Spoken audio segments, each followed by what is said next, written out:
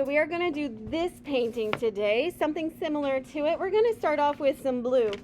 So of course you have to have like a nice big paintbrush. I'm going to clean mine because I think mine had green on it still. Even though my water looks dirty, it's not that dirty. So we need to activate our paint. So what I'm going to do first, I'm going to make some little raindrops over my little cake pan. I'm going to swirl that around. I see some people on their phones. You should be watching this.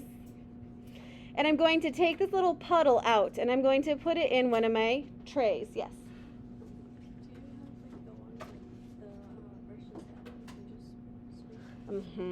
I do have those fancy watercolor brushes. There you go. Okay. So you are doing this because you need a nice consistent puddle. This is just regular old blue. So I'm going to put blue all the way across. Now you can see it's already kind of scratchy. That's because it's not that watery. So this is basically just like regular old paint. I'm doing this because I want it to be dark, because I want it to look like, you know, nighttime sky. So that's why I didn't add much water to it. Now before we used water to lighten up the paper because we wanted it to look like daytime. So now I'm going to take some purple. I'm going to move pretty quickly with this, and I'm making a blue violet. I'm going to put blue violet, and I'm mixing this together, going side to side, sweeping strokes. Come on in. And I am just doing my thing, going back and forth all the way up into that blue. Now here's the thing I want you to see. I am taking my paper towel and I'm wrapping it around my finger like a band-aid, and I'm going to dunk it in some water. Before we didn't dunk it in water and it didn't really work that well. I'm going to squeeze out some of that extra water, and I'm putting my finger, little fingerprint here, to dab that, and I'm slowly going in a circle. Now a lot of you still like remove it very aggressively. So now I've got a nice bright area. Now that doesn't look like a moon right now, does it? Looks real crappy. I'm going to take a dry brush, dry-ish, it's kind of damp, and I'm fixing my circle. So what I'm doing is I'm lifting and removing and shifting the water.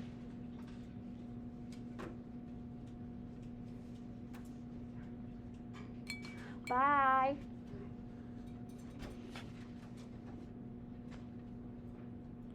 So now I'm able to make a really nice sun. Now this, not sun, it's a moon, isn't it?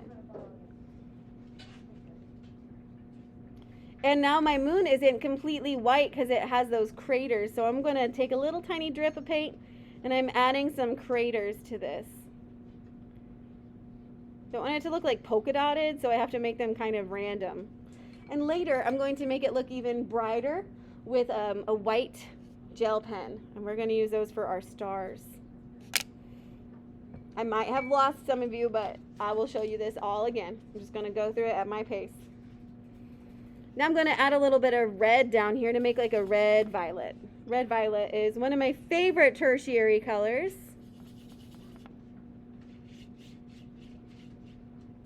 But I want that line to not be there, so I'm taking a damp brush and I'm blending that in. I'm going to take the red and I'm putting it directly on top of that purple that I just put down. And if I want, you know what? I'm going to leave that moon alone. I'm going to leave it alone. I'm going to put another layer of sky on top of that so I can get rid of that heavy line. But what I'm going to do now is I'm going to mix a blue-green. So I mixed blue and green together, make another tertiary color. I do want it to be thick, so I got to activate my water, put little raindrops on, take that water that I just made, swoosh it around, have fun. Got to get some more on that blue. I wanted to do this so it could be nice and thick. I can tell how thick it's going to be because I can see how it looks in that tray. Now usually I don't tell you to mix red and green together because they are complementary colors and it makes it brown. However, in this case, since it's kind of nighttime out, look at what it's doing. It's creating a really nice dark green because they are complementary colors, so they're going to neutralize each other. So it made it not as vibrant. So that's a really good color for my distant horizon line. Now I do need to sit and wait for this to dry just a little bit. So one thing I can do to wait for it to dry is I can fan it, or I can just sit. But while you are waiting, you're supposed to be working on another assignment. So I'm pretty sure that my painting is dry enough now. It's a little wavy still, and it's still kind of cold to the touch, but I don't think it's going to bleed out on me too bad. So the next step I'm going to do is I'm going to make some mountains. So I'm taking my blue violet. I'm going to make it kind of watery. Since it's in the distance, it needs to be watery.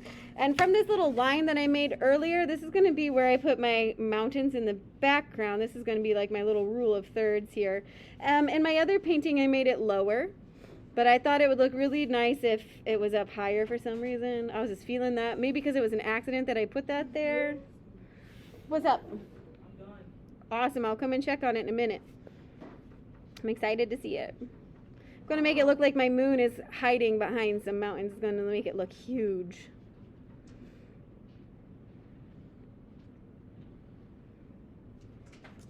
So have fun making your mountains. They can be wiggly, they can be bumpy, they can be really pointy.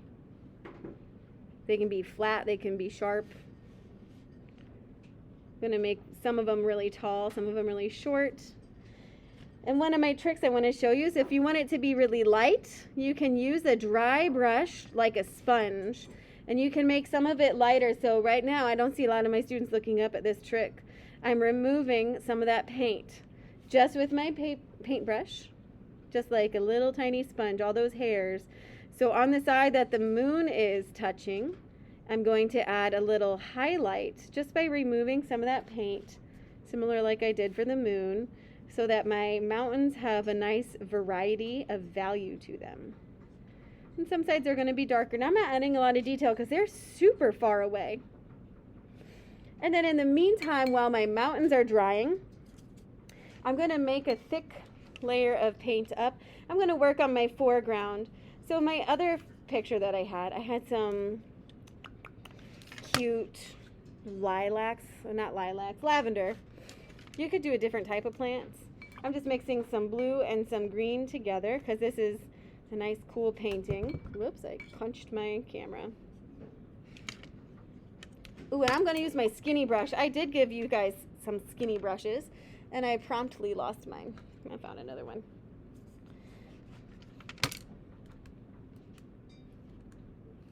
So here, starting in the corner, since this is all dry, I'm going to do very small strokes, some small lines, just to add some texture, some bushes in the background. I'm going to make them get longer. I want them to be lighter as they go in the background. I don't want them to stand out too much. There we go. Because as things go to the background, it's going to look a lot foggier, blurrier. You're not going to see it as highly detailed. So I'm just doing some little clumps of grass hanging out back there. I'm going to add another little mountain range and some hills and some distant trees here in that area after that's dry. So you can just lay your brush on its side too, and it will look like some texture at least. That way, like, my grass doesn't just look like a flat body of paint. So I start up at the top, and then I'm going to work my way down so that it can layer nicely. Use some of that thicker paint as I get closer so it looks darker. You can see that it has some nice layers. So we definitely had to do that background first, nice and light, and now we're making it have some nice dimension and depth. As it gets darker, more clustered, longer lines, bigger towards the front. The more variety and the more random you make these lines, they don't all have to be straight up and down. They can be curved. You can have super duper long ones. It's going to make it look more realistic. Okay, my mountains are still kind of wet, so I'm going to do some random long bushes here in the front. I'll show you how I did my lavender. Dang it, I always frig that up. Having some lines come over to the side.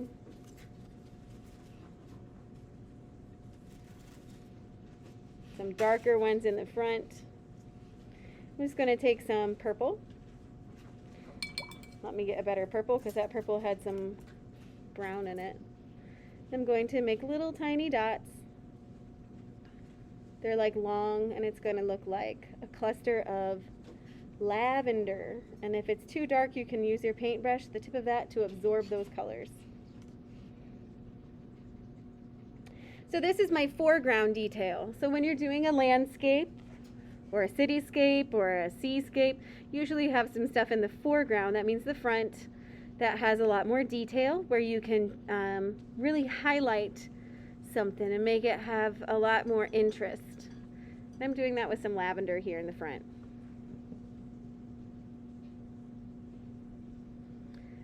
Also, because I truly didn't know what to do, you could do a bunny, you can do some squirrels, you can do a moose, you can do a car. I don't know what you want to paint in your foreground. Or you can like copy me, because we're still learning. Just going to do some purple dots here and there. It will really fill up the space nice. I'm going to put some more grass down here on this side. This is where my tree is going to be. I'm going to draw a big tree here at the end. So I'm drawing some big strokes of leaves. Not leaves, it's grass. Little blades of grass. I'm going to draw my tree coming out of that.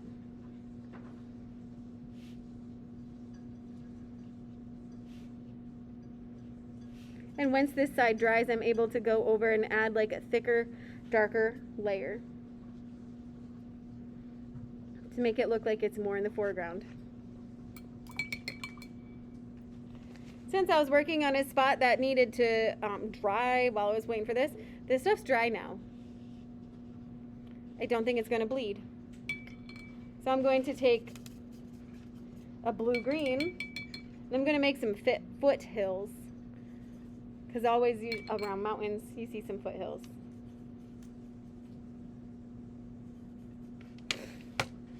So these ones are not going to be as pointy. They're curvy. They're a bit bigger, more lumpy, because they're closer to the viewer that we can see them. You could make yours more pointy if you went.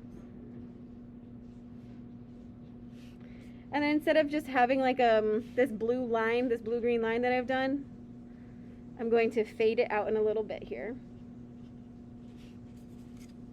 Make sure you're going back and forth and getting enough paint on your brush.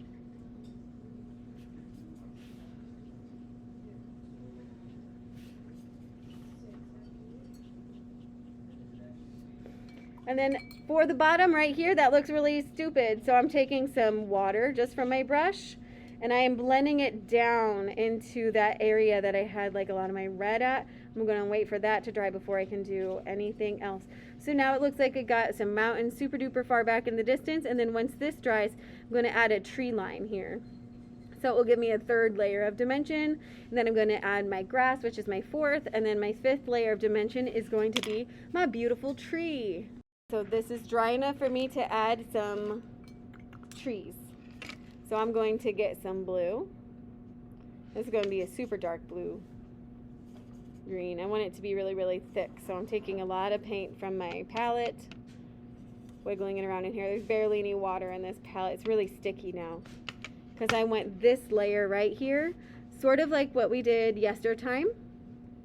We drew some lines to represent some really tall, pointy trees, like pine trees. Similar to what I just did for the grass, but they're thicker. They're closer together. And you see some going really long, some short.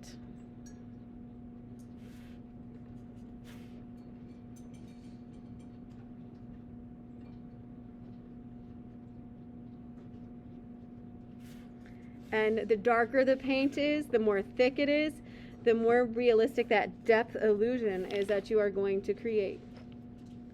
We're using color and shape and line. Those are our elements in this. Texture, another element. Value. And we're using the principle of variety to have all of this in here. Went all the way across. All of you who are able to keep up, this is looking good. If you get behind, don't worry. This video will be posted real soon. Long trees. You can keep going with those trees. You can layer it. But in a way to finish it out, I'm just taking a little tiny paintbrush and I'm taking that water. That turned out so cool. Well, what color should those earrings be though? Should they just be white? Yeah. You think so? Yeah. She would. They look silver. Yes, go hang them up. Take 2 thumbtacks and go hang them up by the wall over here by the bathroom. Okay, because I was like, how do I hang them up? I put the 2 pins into the cork, like that strip, and then you hang up your painting on top of that. All right. Yeah.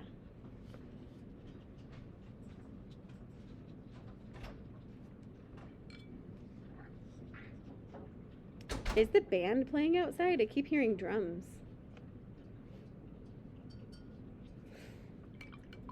Alright, well since I have to wait for this crap to dry anyways, I am going to add some more stuff to my sky and to my background. I am going to make some of that darker just because I want to. Now you don't have to do this step. I just thought it would look really nice here in that background to make my mountain pop out. If I add it, that looks so dark on the video. I'm going to spread this color out so it looks better. So if you want your watercolor to be nice and thick and dark, it takes a couple of layers. It's going to get lighter as it gets towards my moon. I'm going to use a thicker brush to spread this water out. If you're spreading your paint out with a skinny brush, bless you for trying, but it's just not going to work that well, kids. You got to use a fat brush, and it will absorb all of that water and it'll push it around the paper ever so softly. I'm just adding this extra layer is pushing in my dimension and my depth again. And then I can outline my moon, make it look real. Did it hang up okay? Yeah. Good. Then I'm going to be very careful, make my circle around my moon look nice again. That's going to really make the moon pop because it has contrast going from dark to light. But it's lighter where the moon is at because it's glowing. But that definitely made my mountains on this side stand out really well.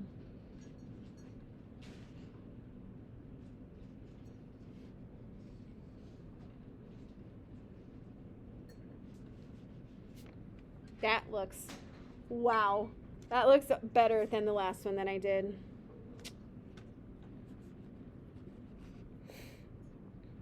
We're going to be adding the trees, and just as a reminder, trees are kind of difficult, but we're not in kindergarten, so we are not going to be doing lollipop trees, or afro trees, or something. We don't need this, okay? Like, they're beautiful on their own. I do love them. Nothing's wrong with them. They're gorgeous. But guess what? You're in high school. Did you know? So you're going to do trees that look like this. We're going to do some long branches. We're going to have another one coming out. I'm going to fill it in so you know. Ours is going to be silhouetted. So that looks like the letter Y. Okay? And then from those, I'm going to do a letter V. It splits off.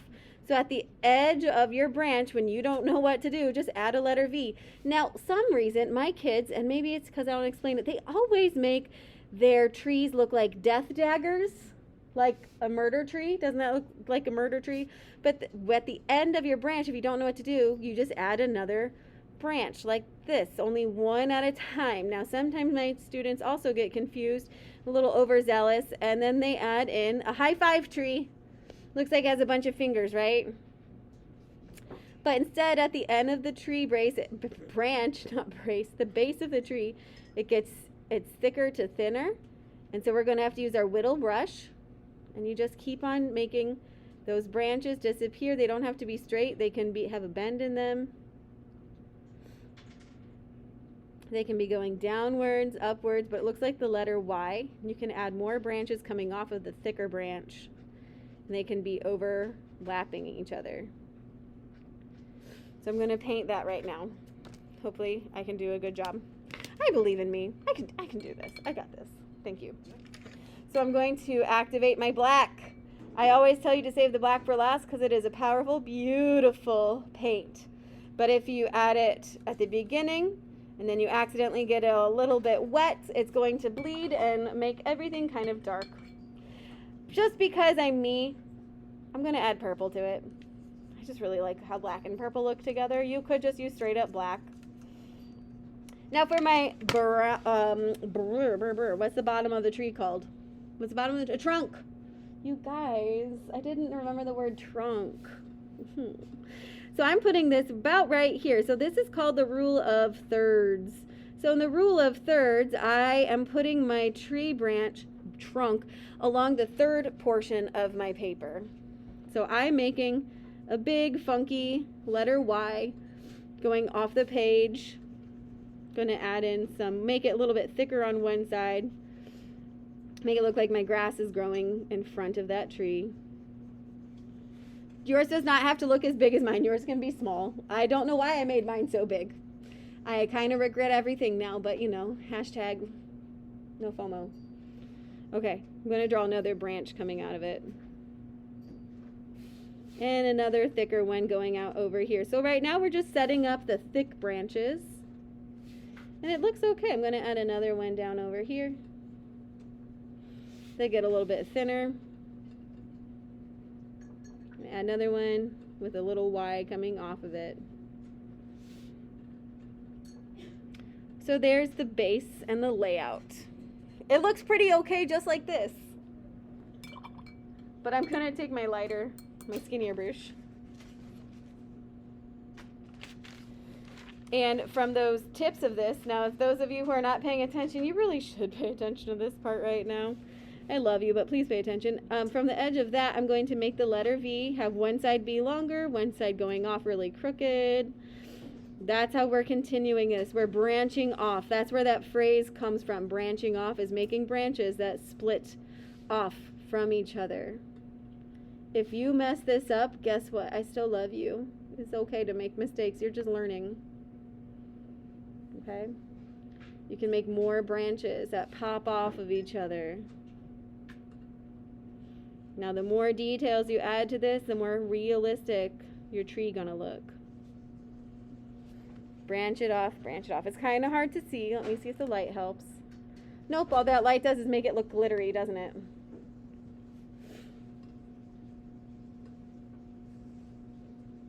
But I did just put my tree over a really dark area. It would probably look better if I did it in the lighter area so it has more contrast. But it is what it is. I didn't want to cover up my moon. My moon is in the right third of my paper, and this one's on the left third. And my horizon line and my mountains are in that top third, and my flowers are in the bottom third. So that's how I break up to make this interesting. That's how I lay things out. So make them as skinny as possible. You can add more twigs. You could have a cat sitting on here. You can have an owl sitting on here. You could have a person sitting in the tree. K-A-S-S-I-G.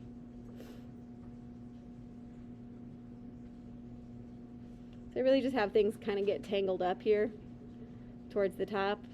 As long as they look like they're splitting off from each other, it's going to look like a tree.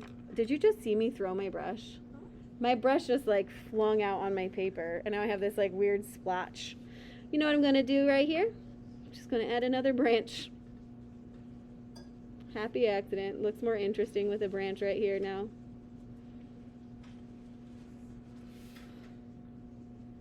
Just keep splitting that tree off. Fill it in nice and bold.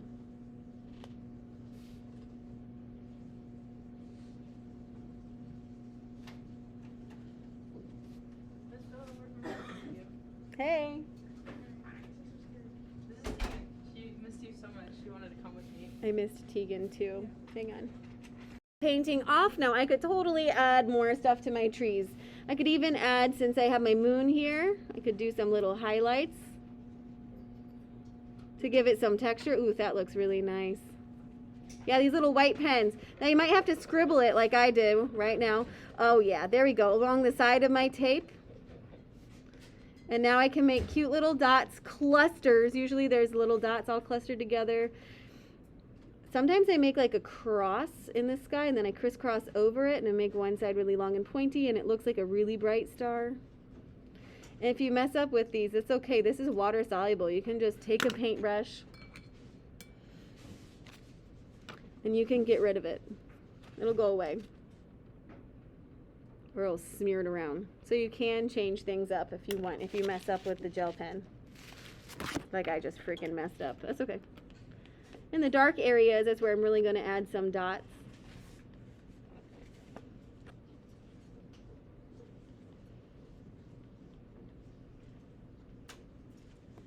I'm taking my little gel pen, I'm doing it very softly, and I'm adding some highlights to some of my twigs because I thought that it looked too dark over here. And if your moon shape got messed up, you can outline that moon. Give it a nice bright line. That will really make her stand out. And color it in. Right now it looks streaky. This is where it would be good to like blend it in. Take a nice wet paintbrush and I can blend in that white and it acts like paint. Everybody should take a picture and post this assignment to Canvas. It says cool color landscape. Yes.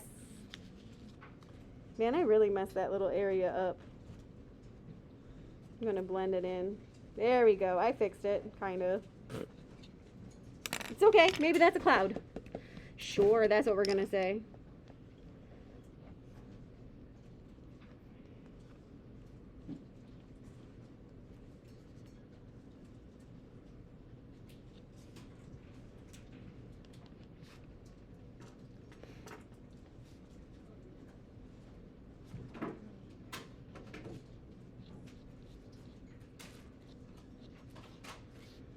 Just adding a few highlights on my branches because I think it looks really cool. Highlights make everything look really neat. You could even add some highlights on the tips of the trees, on some of your flowers. And then to peel off the tape, we talked about this yesterday class, but I don't know who all remembered. You have to go slow. Everybody look up. Slow at an angle and keep your finger right next to the paper so that you're not ripping it off like you're getting your legs waxed. And then once you have your bottom one done, gotta go slow. You can take a nice little pen that I have.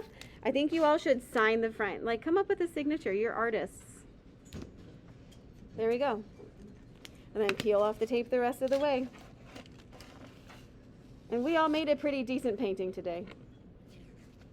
Could it be better? Sure. Did we have fun? I mean, I did. Did I mess up? Heck yes, I did.